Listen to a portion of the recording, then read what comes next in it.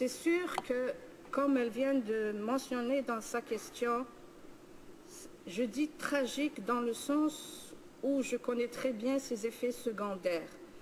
Et je m'excuse pour les oreilles sensibles ou les gens qui nous écoutent, mais je peux vous dire qu'un effet secondaire que je l'ai observé, je connaissais, j'ai observé parmi les survivantes qui étaient venues hier à notre point de presse, il y en avait une qui était à tête de ce qu'on appelle la phocomélie.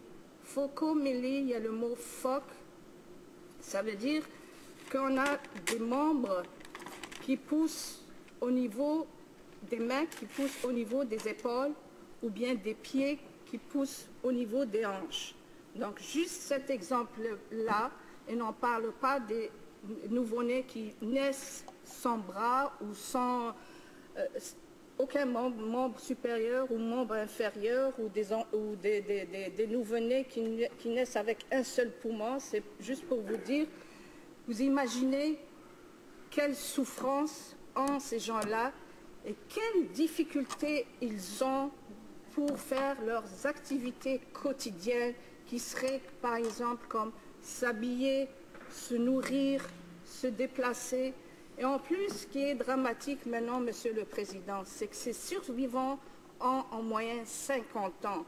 Et depuis, ils étaient appuyés par leurs parents. Et leurs parents, peut-être, qui sont décédés maintenant ou qui sont très vieux.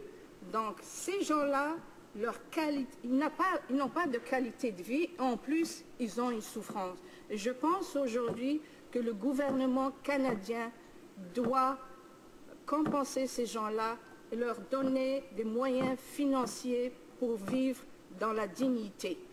Merci, Monsieur le Président.